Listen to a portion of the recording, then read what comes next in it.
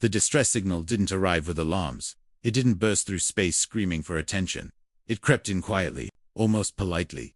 A faint hiss of static filled the bridge of the human warship, Resolute. Then slowly cleared into something far worse than panic. A voice, soft, broken, afraid. "We surrender. Please stop, Captain Myra." Solani stopped breathing.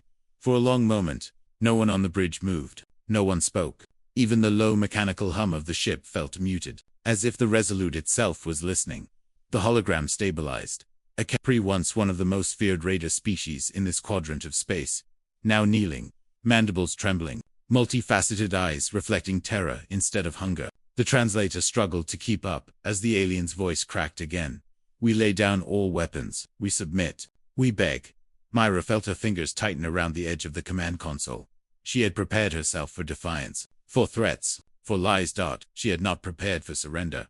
Outside the forward view, 6 massive silhouettes hung against the burning, orange glow of the system's star. 6 human, DREADNOUGHTS. Black. Silent. Immovable. 6. Ships did not come to negotiate. 6 ships came to erase. Futures. Human warships were not beautiful. Other species-designed ships, like art-sleek curves, glowing energy veins, colors meant to intimidate or inspire awe. Human ships were built like coffins with engines, layer upon layer of armor, redundant systems stacked on top of weapons embedded so deeply that destroying the hull didn't stop them from firing. They were built by a species that came from a Deathworld. High gravity that crushed the weak, weather that killed without warning, predators that hunted humans for sport. Earth had never been kind, and the galaxy had been worse. Mira knew that reputation. Deathworlders. Monsters. The species you never push into a corner. She just never thought she would be. Standing on the side that proved the legend true. The command display chimed softly. Admiral Elias Rourke appeared as a life-sized hologram. In the center of the bridge, he looked calm. That terrified Mira more than if he had been angry. His uniform was pristine. His posture perfect. His eyes tired. Not the tiredness of sleepless nights, but the exhaustion of someone who had carried too many deaths inside his memory. Captain Solane, Rourke said evenly. "Proceed with Phase 2. Mira swallowed hard. "Sir," she replied, carefully choosing each word. "The Khepri Coalition has issued an unconditional surrender. All planetary weapons are powered down. They're requesting evacuation corridors and offering reparations." Rourke didn't react. "They always do," he said quietly. After the bridge crew avoided eye contact, they had heard this tone before in history briefings. It never ended well for whoever was on the other side of it. "Phase 2, Myra said slowly, "is planetary sterilization." "Yes," Rourke replied. "It is." 37 humans had died. That was the official number. A minor listening outpost on the edge of explored space. Barely more than a cluster of sensor arrays and civilian support modules. The Khepri had hit it fast, efficiently. They called it a misunderstanding. Humanity called it a pattern. 3 of the dead had been children. Mira remembered seeing the casualty report. Remembered staring at the ages longer than she should have. 69, 11. She forced herself to meet Rourke's gaze. "Sir." With respect. They didn't know. Rourke's expression hardened, not in anger, but in certainty. "They knew exactly what they were doing," he said. "They just didn't think we would respond like this." Mira had heard whispers of it during her academy days. A doctrine sealed behind layers of authorization. Never discussed openly. Never debated. The no mercy protocol. Activated only when humanity believed a species posed an existential threat. Whether now or in the future. Every time it had been used, a species vanished. Not defeated. Erased. Myra felt cold. "Sir," she said, her voice quieter now. "There has to be another way." Rourke studied her for a long moment. "There was," he said. "Once. Against regulation. Everything she had sworn to obey. Mira. Access to the restricted archives. The bridge lights dimmed as old. Footage filled the air. Earth. Burning. Orbital. Strikes tearing continents apart. Cities collapsing under fire that fell from the sky like judgment. Human diplomats standing in alien council chambers. Voices shaking. Faces hollow. "Please. We are not asking for weapons. Just shelter. Just time." Denied. Abstained. Too risky. Mira watched colonies fail one by one. Domes cracking. Atmosphere venting into space. Families clawing at sealed bulkheads as oxygen disappeared. No. Rescue fleets arrived. The galaxy had called it tragic, then moved on. This, Rourke said softly, is when Matty learned that mercy was conditional. That sympathy ended where inconvenience began. That survival was a privilege, not a right. When Earth finally stabilized, when humanity rebuilt itself among the stars, it carried those lessons forward, not in anger, but in policy. Never beg again. Never wait for help. Never allow a future threat to grow. Myra felt sick. So we become them, she whispered. Rourke's voice was calm, almost gentle. No, he said. We become worse, so we don't die. The Khepri ambassador reappeared on the hologram. It was no longer kneeling. It was collapsed. We will give you our young, the alien said. Take them, raise them, just let our world live. A ripple of horror moved through the bridge. Children. Mira's heart shattered. She imagined human parents, centuries ago, offering the same bargain. Take our children. Spare our world. No one had. Sir, Myra said, her voice breaking. If we do this, we become executioners. Rourke closed his eyes for a brief moment. Captain, he replied, we became executioners the day the galaxy decided our extinction was acceptable. Myra knew what she was doing. She knew the consequences, but she couldn't stop herself. Fleet Command, she said, her voice steady, despite the storm inside her chest. Hold fire. For 3 seconds, nothing happened. The dreadnoughts remained silent. Hope fragile. Across the bridge. Then Rourke spoke a single word. Override. Myra's console went dark. Control ripped from her hands. The fleet fired. 6 beams of impossible energy lanced toward the Khepri homeworld. The planet glowed white-hot. As its crust fractured, oceans boiled away in seconds. Cities vanished without sound. No. Screams echoed across the bridge. Space was merciful that way. Mira collapsed into her chair, tears streaming freely now, as an entire civilization ended in less than a minute. The Khepri ambassador's signal cut off. Mid-plea. Ash and debris drifted where a world had once existed. The system was dead. No celebrations followed. No cheers. No triumph. Only silence. What if we were wrong? Mira whispered. Rourke answered without hesitation. Then the galaxy will remember us as monsters, he said. But it will remember. A final broadcast went out on every frequency, every language. Every world. Rourke himself recorded it. This is Admiral Elias Rourke of Earth. Led this stand as record. Humanity asked for mercy. Once. No one answered. We learned across the galaxy. Fleets halted. Borders closed. Civilizations reconsidered old assumptions. The Deathworlders were not reckless. They were careful. As the Resolute turned away from the dead system, Myra stared out at the stars. She finally understood why humanity never sent one ship. Negotiation invited delay. Delay invited debate. Debate invited extinction. 6 ships left, no doubt. Mercy, Mira realized, had not been lost. It had been buried, so it couldn't get humanity killed again. It started with a whisper, barely audible through the long-range comm array of the human frigate, vigilant SOS signal, coded in the fragile, faltering tones of a species that had learned fear. Please, help us. Urgent. Commander Jonah Cade froze mid-step. His hands clenched the armrests of his command chair. Every instinct screamed at him. Something was wrong. He had trained for first contact. He had studied every alien race the humans had catalogued in the outer spiral arms. But instinct was telling him, this was no ordinary plea.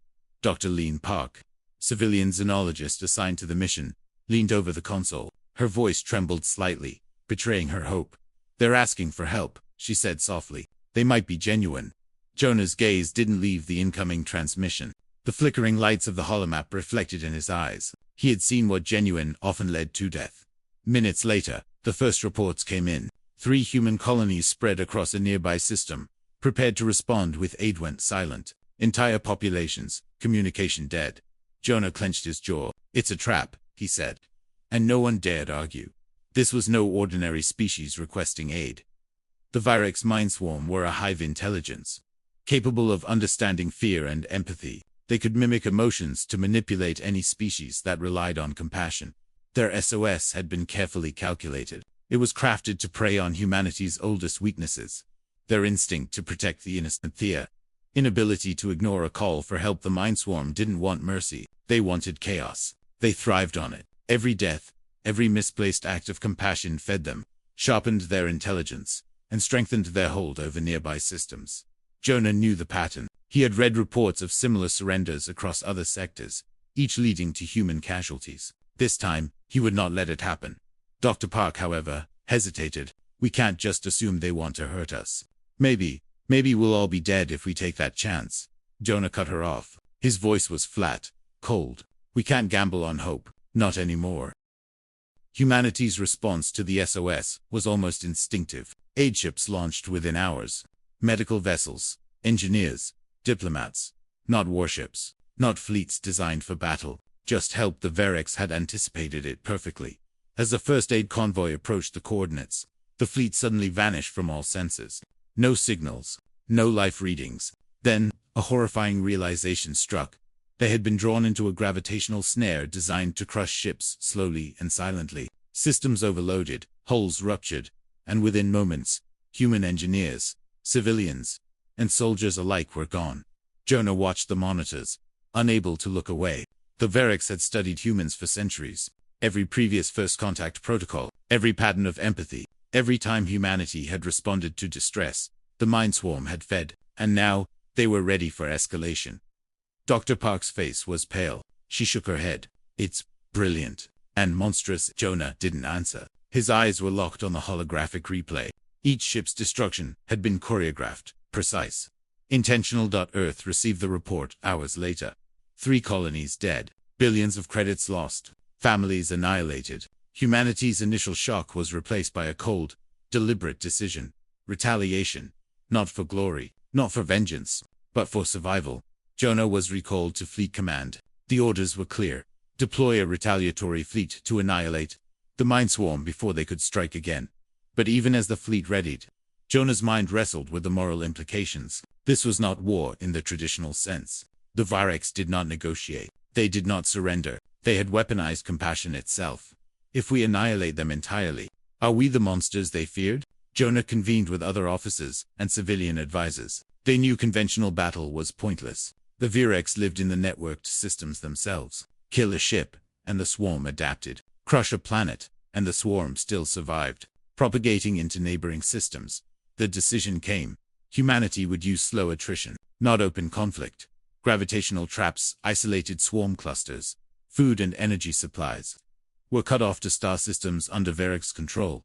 Starships blocked escape routes silently, without engagement, no explosions, no dramatic victories, just calculated, clinical extinction. Dr. Park watched as entire colonies, once hopeful, slowly withered in isolation. She asked Jonah, voice trembling, "Are we monsters?" Jonah stared into the cold holograms. He didn't answer. Humanity didn't need anger to destroy. They needed patience. And patience they had in abundance.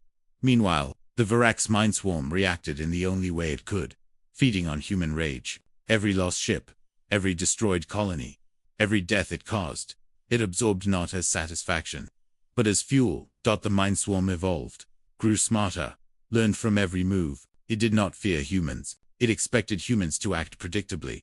But humans did not act predictably. They acted with patience, with cold, deliberate calculation.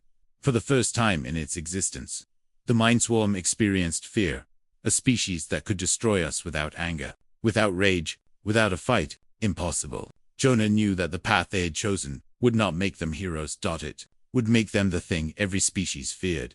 Yet, he also knew the alternative blind route have played directly into the swarm's hands, giving it victory through chaos and rage.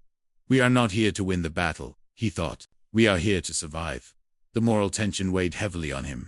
Even his closest allies could not look at him without doubt. Dr. Park said softly, "I used to think first contact was about diplomacy, about building bridges. Maybe it's about survival instead." Jonah didn't answer. He had made his choice. Humanity would be precise, calculated, and merciless without fury. The plan executed perfectly. Star systems containing Virex nodes were cut off from energy and food supplies. Gravity wells trapped entire planets, isolating populations without direct conflict. Communications were severed, leaving the Virex alone with its own intelligence. Unable to expand. No glorious battle, no heroic speeches, just silent, invisible death. Entire clusters of the swarm collapsed inward. Star systems died slowly, quietly, leaving nothing but empty orbits and drifting satellites. On the bridge of the Vigilant, Jonah watched the sensors blink out one by one. He did not cheer. He did not smile. This was war at a level humanity had never tried before. Invisible, clinical, complete. The galaxy began to take notice. Other species, expecting humanity to lash out, found silence instead. Planets that once expected revenge, fleets now experienced nothing. The humans did not chase, did not scream, did not demand recognition. The lesson was terrifying. Humans don't need anger to destroy. They just need patience. The Mind-Swarm had weaponized hope and empathy against humans. Humans weaponized logic and patience against the swarm. The predator-prey roles had inverted in a way no species anticipated. Dr. Park whispered to Jonah, voice hoarse, "It's worse than killing them. We've made them afraid of patience." Jonah didn't reply. He already knew. Humanity had learned from its own history. Sometimes the most terrifying weapon is restraint executed with precision. Jonah walked to the empty corridors of his ship. No cheering. No victory. Only the quiet hum of engines and the soft blinking of sensors. He reflected on the young humans who had died, engineers, medics, civilians drawn into a trap by the same empathy that once saved humanity in other contexts. Yet he also reflected on the countless lives spared by not falling for the trap. Entire colonies in the neighboring sectors would not face Mind-Swarm aggression because humans had acted logically, not emotionally. He understood the cruel truth. Survival was never about morality. It was about calculation, patience, and knowing exactly when to strike or not strike at all. Across the spiral arms, species began to whisper. Humanity did not fight wars the way others did. Humanity did not seek glory, or vengeance, or anger. Humanity exterminated threats, quietly, precisely, and without emotional interference. No one could anticipate the next move. No one could rely on humans to act predictably. And for the first time in recorded interstellar history, every species realized, you do not need to be angry to fear humans. Even the Mind-Swarm, the apex predator of deception, had been subdued, not by force, but by logic executed coldly over time. The galaxy understood. Patience could be deadlier than rage. Silence deadlier than explosions. Humanity had redefined what it meant to be a Deathworlder. Jonah and Dr. Park stood at the observation deck, watching empty star systems drift past. No planets burned, no fleets destroyed. Yet trillions of lives had ended without a single shot fired in anger. Dr. Park finally asked, voice barely audible, "Do you think they'll understand?" Jonah looked out at the silent void. "No," he said softly, "but they'll remember. That's enough." As the stars stretched into hyperspace trails, a new kind of fear spread through the galaxy. The fear of a patient, silent, unstoppable species that did not need fury to eliminate its threats. Humans had learned the ultimate lesson. Compassion could be weaponized, but patience and precision could be even deadlier. And somewhere, deep in the void, the Mind-Swarm realized it had miscalculated its opponent, not by strength, not by fire, but by humanity itself. The transmission came through quietly, almost apologetically, across centuries of dark space. "Please, we beg for assistance. Our civilization is collapsing under the cosmic anomaly. If you do not help us, we will be gone within months." The voice belonged to the Illusory Dominion, once proud arbiters of galactic order. Humans remembered them not fondly. Centuries ago, when Earth burned, when humanity begged for aid during its near extinction, the Illusory had done nothing. They had watched, they had denied sanctuary, denied weapons, denied life itself, and humanity had survived anyway. Now the tables had turned. The Illusory, once untouchable, were weak, vulnerable, desperate. On board the human dreadnought, Iron Vow, Fleet Marshal Anwar Halim stared at the holographic projection of the Elisari's capital. It shimmered like gold in the light of its dying sun. Magnificent, arrogant, and now trembling. Anwar didn't speak immediately. He simply let the silence fill the bridge. Every crew member understood. This was not a negotiation. This was humanity collecting a debt that had accumulated interest over centuries. Ambassador Ruth Calder was the human face for diplomacy, but her soul bore scars. She had once been part of the exodus from Earth's dying colonies, fleeing hunger, war, and alien indifference. She had pleaded for asylum, only to be denied. Now she returned to the Illusory, older, wiser, colder, taught Fleet Marshal Anwar Halim, a veteran of countless human conflicts, believed in justice rather than mercy, not revenge for anger, not retaliation for pride, but for the principle that debts, once ignored, cannot be forgiven lightly. The Illusory Dominion, elegant, precise, arrogant, now faced a choice. humble themselves before a species they once scorned, or perish. Ruth walked the halls of the illusory council chamber. The air was still. The golden banners of the Dominion, once symbols of pride, now hung like funeral drapes. She remembered the faces of her childhood humans, abandoned to death, suffering while the illusory looked on, indifferent. Every plea, every message, every ship that never arrived, was etched into her memory. Now, she walked into their palace not to beg but to remind them of what they had done. Debt, unpaid, accumulates interest. She thought quietly. Every room she entered whispered history, their arrogance, their dismissals, their condescension. Every corridor seemed to echo with the cries of the humans they had refused. When the illusory requested aid, humanity agreed on conditions. Conditions designed not for cruelty, but for reckoning. The illusory would admit their past failures publicly, acknowledging that they had ignored pleas for aid. They would open archives to reveal every incident where humanity had suffered at the hands of indifference. They would submit to a neutral tribunal where humanity would determine which portions of their population would receive aid first. The Dominion bristled. These conditions were humiliating. They were reminders of a long-forgotten shame. And yet, the humans held all power. Fleet Marshal Anwar observed, silently, as Ruth conducted the negotiations. Every word, every hesitation, every flicker of pride tested the balance of power. Meanwhile, the anomaly approached. It was a rift in space, a black void consuming everything in its path. Entire star systems fell into its maw without warning. The illusory had no choice but to comply or die.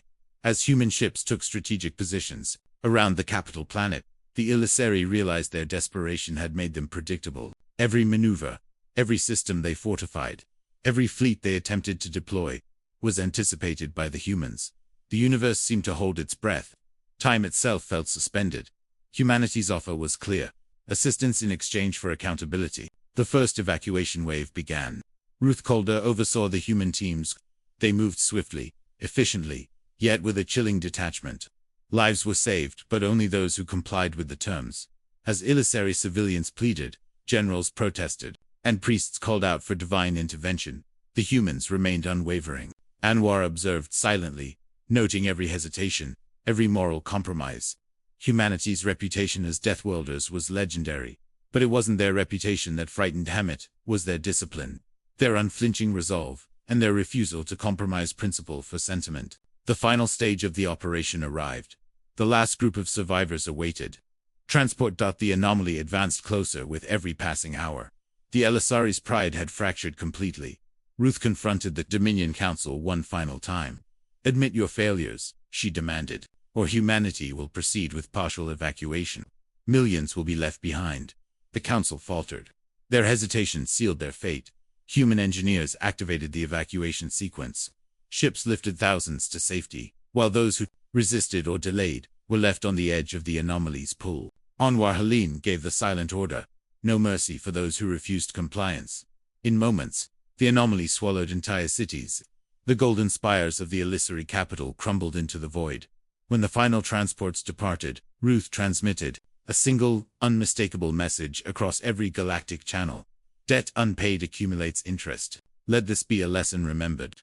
The message was not delivered with malice. It was a statement of fact, of principle. Humanity did not rejoice. They simply enforced the law of consequence, long remembered, often ignored, but now inevitable. Across the galaxy, whispers grew. Species who had once underestimated humanity now paused, reconsidering every interaction, every slight, every potential betrayal. Ruth Calder. From survivor to arbiter, Ruth experienced a complex arc. She saw the suffering humans endured, and now she wielded the power humanity had once lacked. She struggled internally, saving millions while condemning billions, but understood this was justice, not vengeance. Anwar Halim, the epitome of cold resolve. He felt no joy in the operation, only satisfaction in its efficiency and inevitability. He represented humanity's hard lessons: patience, foresight, and calculated execution of power. Illusory. From arrogance to despair, they faced the mirror humanity held up to them. Every ancient slight, every ignored plea, returned in amplified consequence. Arrival of the human fleet, rusted, scarred ships against gleaming golden illusory worlds, juxtaposing human imperfection against alien refinement. Council confrontation. Ruth stands in the grand chamber, golden light streaming, as the illusory flinch at every word. Evacuation. Slow motion shots of humans boarding ships. Illusory civilians hesitating. Children pulled into human safety. An ominous anomaly in the distance. Final transmission. Ruth's voice echoing across the galaxy. The golden world behind her crumbling into the void. Aftermath. Silent human fleet moving away. Anomaly consuming remaining illusory infrastructure. The message glowing across star maps for all to see. Justice over vengeance. Humanity is not angry. They are measured. They act not out of emotion, but principle. The weight of history. Every civilization that ignores the pleas of the desperate carries consequences, deferred, perhaps, but inevitable. Survival through morality. Humanity survived once, despite betrayal. Now they enforce a harsh moral calculus to ensure survival again. Moral ambiguity. Millions live, billions die. Humanity's actions are morally complex, neither fully heroic nor villainous. As the human fleet disappeared into the void, Ruth Calder looked back at the remnants of the illusory dominion. A civilization that had once scorned humanity had been forced to reckon with its decisions. She thought of the exiled humans of centuries past, drifting through space in fragile colonies. Humanity had survived, despite indifference. Now, humanity had returned as beggars, not as victims, but as arbiters of consequence. And in that, quiet, cold victory, the galaxy learned a lesson that would echo for millennia. You cannot ignore a Deathworlder's plea, and you cannot underestimate a Deathworlder's reckoning. The council chamber trembled not from distant explosions, but from the weight of expectation. For weeks, the Interstellar Council had debated. Wars had broken out across multiple sectors. Star systems burned.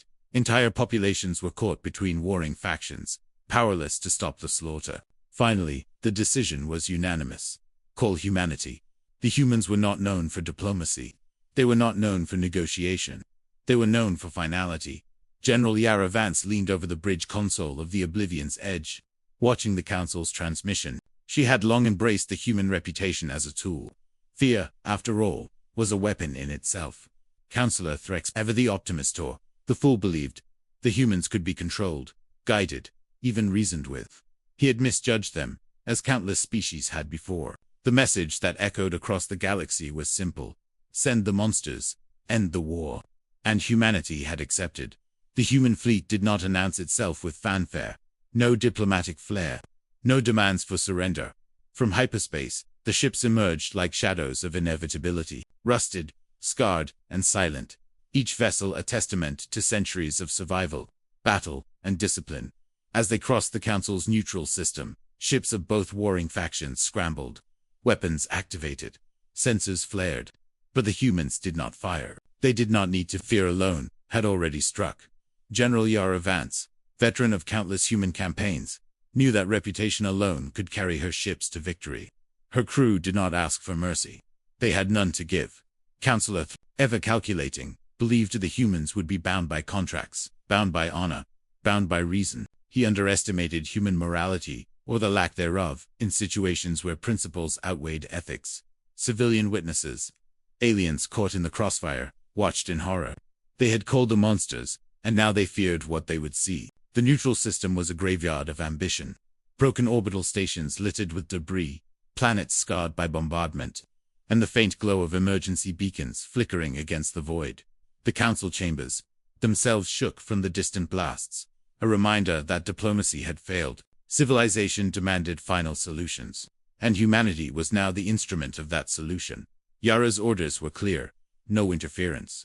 Outside the objectives, no oversight from alien councils, no negotiation, no hesitation. Humanity would end the war, but not in the way the council expected. Her ships moved with precision, forming patterns that were almost artistic in their efficiency. Communication channels were minimal.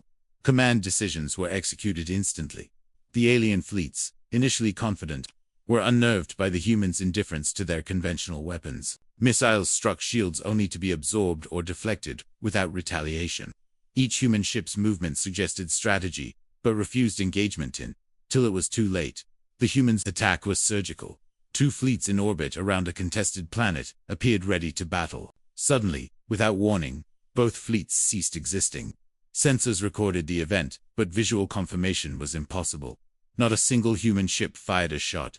Not a single word was transmitted. The council watched in panic. Witnesses screamed in disbelief. How? One alien diplomat cried. Yara remained silent. On the bridge, she observed the aftermath. Humanity did not fight wars. They ended them. The galaxy would soon understand the difference. Councillor Threx attempted to regain control. Cease operations, he ordered. Humanity is acting outside the charter. Yara Vance's reply was mechanical, cold. Orders executed. Mission complete. Peace restored. Human oversight unnecessary. The council's shock was palpable. Reports of annihilation, of fleets vanishing, of entire planets rendered defenseless, streamed in, but the humans were methodical, not emotional. No screams, no fury, no chaos beyond what was necessary to ensure compliance. Humanity was not brutal because they loved violence. They were brutal because efficiency demanded it. Dual-fleet.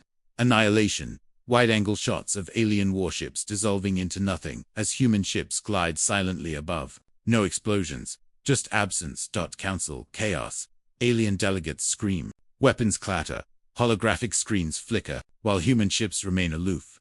Planetary aftermath. Once contested worlds, scorched or shattered, show no survivors. The camera pans to human ships moving away quietly. Human precision. Bridge close-ups of Yara, emotionless but fully aware of the magnitude of her actions. Silent victory. No cheers. No celebrations, only the void and the cold calculation of consequences. Yara Vance. From commander to executioner, she navigates her duty with clarity, understanding that morality and pragmatism can diverge when the stakes are survival. Threx from hopeful manipulator to horrified observer. He had thought humanity could be guided. He learned too late that humans cannot be bargained with when their mission is absolute. Civilian witnesses. Their arc is pure terror, watching beings called in as saviors perform acts that are efficient, devastating, and incomprehensible. Humanity's emotional restraint complete. Focus on outcomes over sentiment creates a haunting effect. The galaxy realizes the danger is not the humans' wrath, but their unshakable discipline. Humanity's method was unlike any other. Step 1. Identify conflict zones and isolate them. Step 2. Neutralize all military assets without collateral interference on civilians who complied. Step 3. Ensure that the warring parties could not regroup. No negotiation, no favor, no mercy. When Yara's fleet passed through the final conflict zone, the last alien stronghold was gone. Ships, stations, and orbital weapons were all neutralized. The Council's attempts to intervene failed. Every command transmitted to human ships was ignored. Humanity did not care for their approval. Their mission was clear: end the war, regardless of witness opinion. Once the fleets withdrew, the galaxy finally comprehended the truth. Humans do not fight wars for glory. Humans do not fight wars for territory. Humans end wars. Entirely and silently, whispers began to circulate. Do not provoke them. Do not rely on hope or bargaining. They are monsters. Yes, but not the kind we imagined. Civilizations that had once prided themselves on cunning and strategy now recalculated every interaction with humanity. Fear, respect, and an odd sense of dread replaced previous notions of diplomacy. The humans never fired a shot in anger. Annihilation occurred without conventional battle. Entire fleets vanished due to strategic precision, not emotional retaliation. Civilians caught in conflict zones who complied with human guidance survived, creating moral ambiguity. Humans were not indiscriminately brutal. They were principled in execution. The galaxy understood a terrifying truth. Humans do not need hatred to destroy you. Patience, discipline, and execution are sufficient. General Yara Vance reflected on the outcome. The Council had called humanity monsters, hoping to channel their reputation to end the war. But humans had rewritten the definition of a monster. Not a mindless killer. Not a vengeful force. A measured, unyielding force of consequence and finality. Civilizations across the galaxy would remember. A single human fleet, following orders with complete discipline, was more terrifying than entire alliances of weaponized fleets. Even Threx understood the failure of his expectations. Humans could not be controlled or negotiated with when principle demanded action. The Council had summoned monsters, but had no idea what kind of monsters humans truly were. YaraVance.com. Calculating, yet internally conflicted over the necessity of absolute measures. Crew of the fleet, silent executioners, trained not to feel, but aware of the weight of every life saved or lost. Witness species, shocked, fearful, and humbled. Their perception of humans permanently altered. Humanity's strength lay not in aggression, but in moral clarity, patience, and calculated power. This created both suspense and emotional tension for the audience. Hyperspace emergence. Wide shots of rusted human ships, moving like shadows over alien worlds. Council panic. Holograms flicker. Alien delegates shout. Chaos surrounds. Humans remain unshaken. Silent neutralization.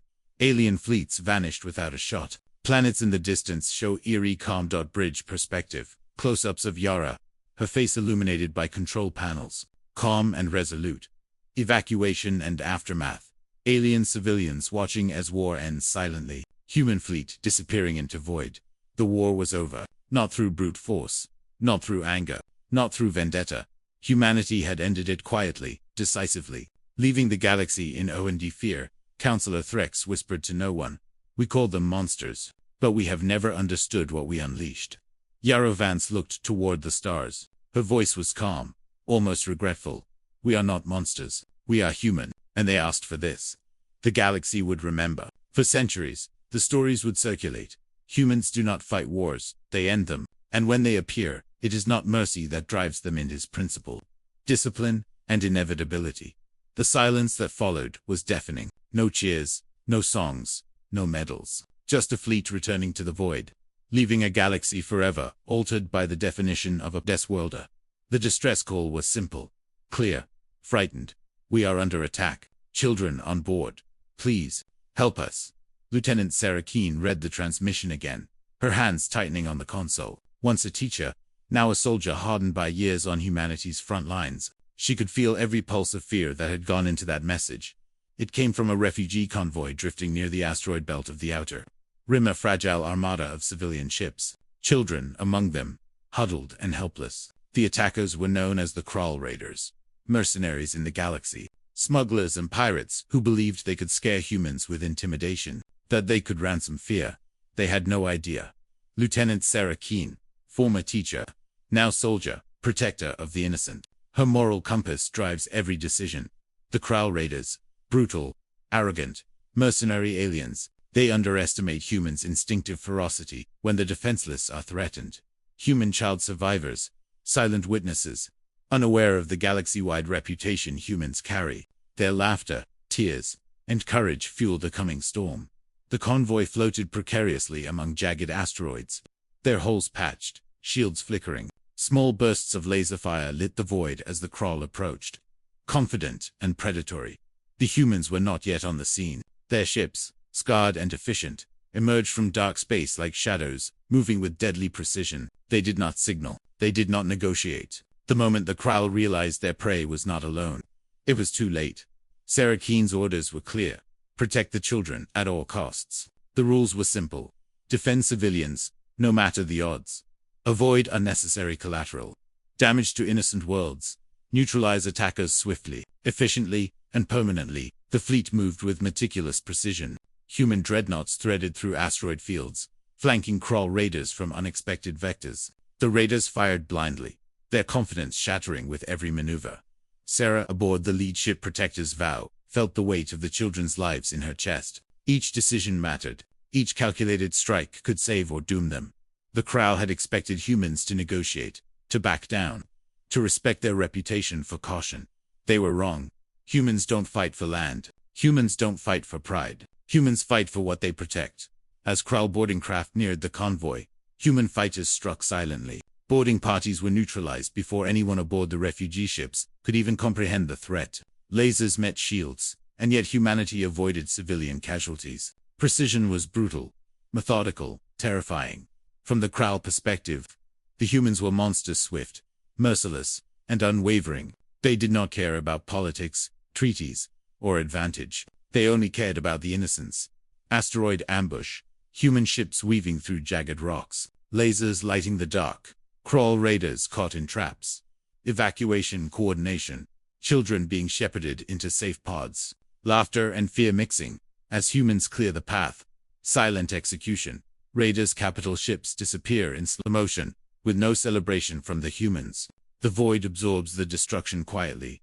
Close up on Sarah, her eyes scan the monitors, calculating every threat, every angle, every life to protect. The Crow, desperate and cornered, attempted a final gambit, threatened the entire convoy with annihilation, unless humanity retreated. Sarah's response was calm but resolute. You made your choice. Now we make ours. The human fleet executed a strategy known only to Deathworlders, crawl raiders, ships immobilized with gravity traps, key vessels neutralized with precision strikes. The raiders' homeworlds mapped, scanned, and marked as targets should any future aggression arise. In moments, the Crawl realized the horrifying truth.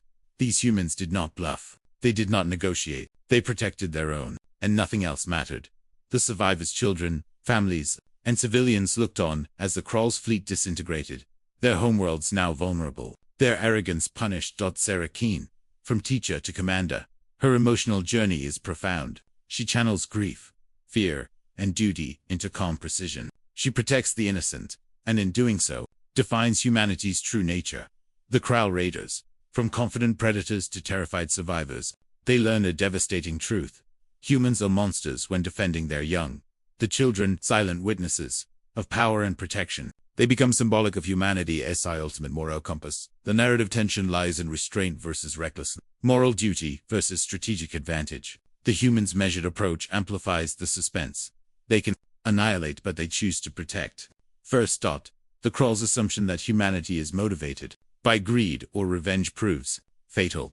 The humans strike with surgical efficiency, leaving no room for miscalculation. The children's lives serve as the ultimate leverage, flipping the power dynamic entirely. Sarah realizes that the true weapon is not ships or weapons, but humanity's resolve. Refugee convoy in peril, wide-angle shots of fragile ships drifting through asteroid belts. The faint glow of emergency lights painting the void. Human fleet emergence. Slow reveal of human dreadnoughts appearing from dark space. Silent, imposing. Defensive maneuvers.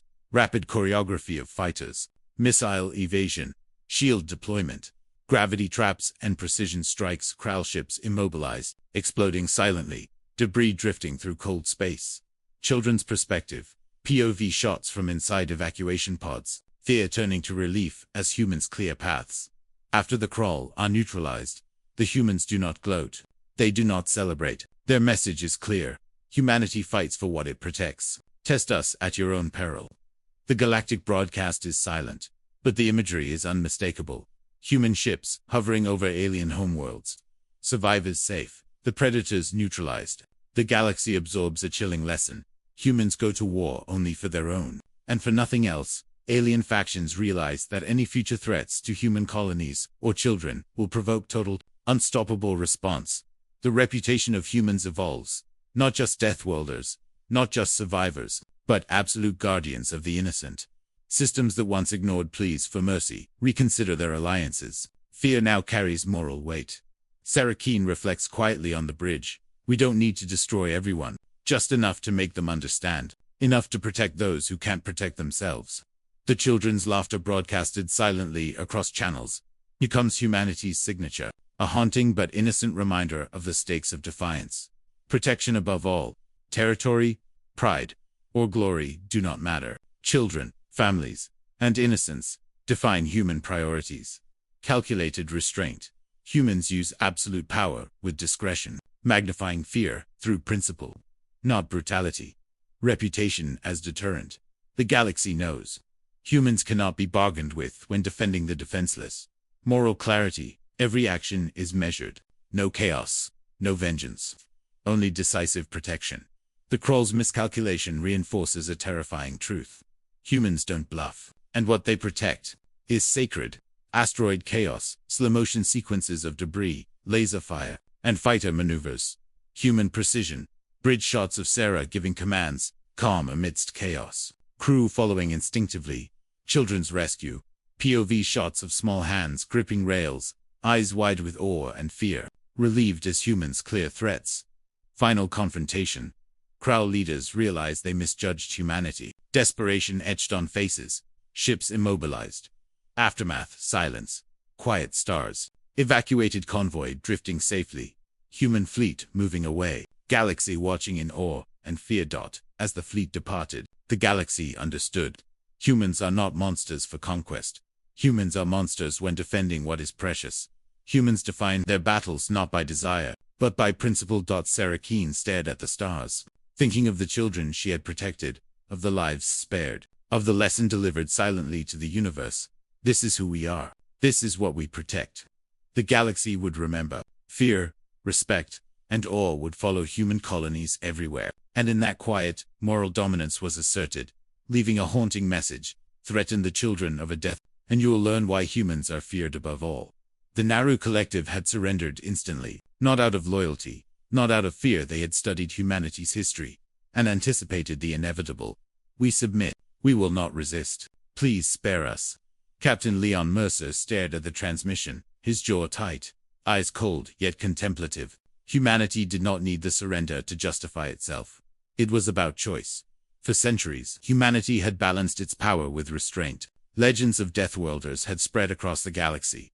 Tales of devastating warships, precise strikes, and ruthless efficiency. And yet, there were times when humanity's greatest weapon was mercy, or the decision to grant it. The narrow, peaceful allies of humanity's enemies expected annihilation for their indirect aid. But humans did not always act out of fury. Captain Leon Mercer, a seasoned officer who believes restraint defines the essence of humanity, quietly confident, morally reflective, and precise. The Naru Collective, a species accustomed to peace, now trembling under the shadow of Deathworlder judgment. They expect destruction. Earth's command, divided over how to respond. Some advocate extermination, others urge investigation. The mission took place near border systems, where past conflicts had left planets scarred and trade routes disrupted. Tribunal ships hovered silently, their lights dim against the blackness of space. No explosions, no frantic alarms, just tense anticipation. Mercer's fleet approached like a quiet storm.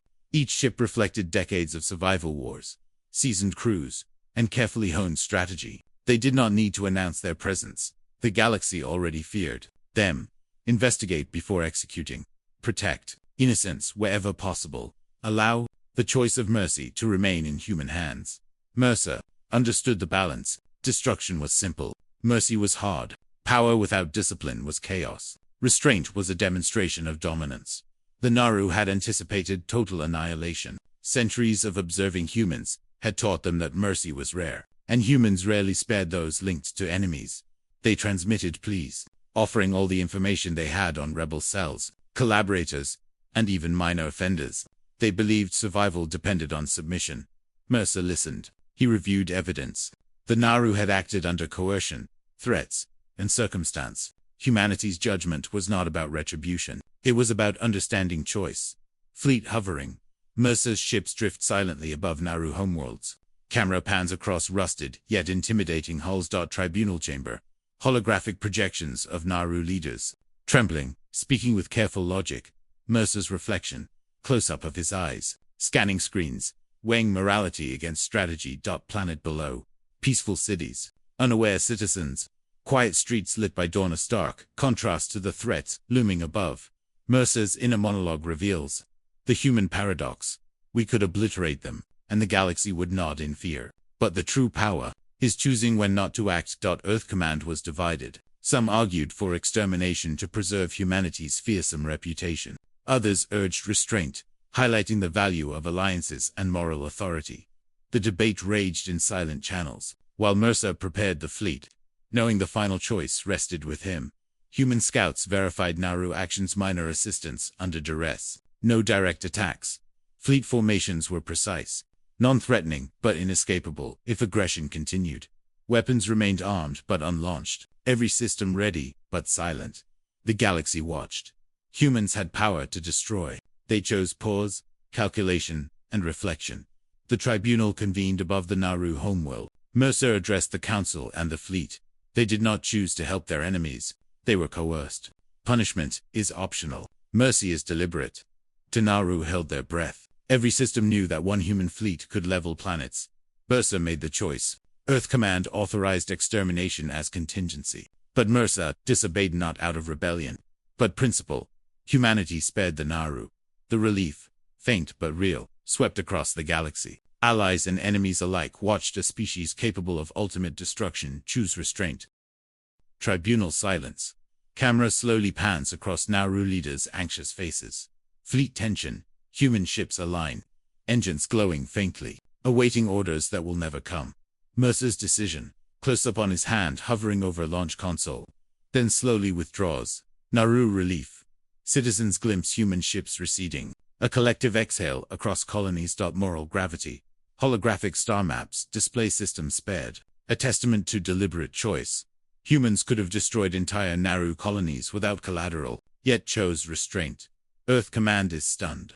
Mercer's choice demonstrates the terrifying power of controlled mercy. The galaxy learns a new lesson. Humans are more formidable because they can decide not to use power, not because of unrestrained fury. The unexpected twist is that mercy itself becomes a weapon. The Naru survive, but the reputation of humans as deliberate, calculating, and morally sovereign spreads further than death ever could.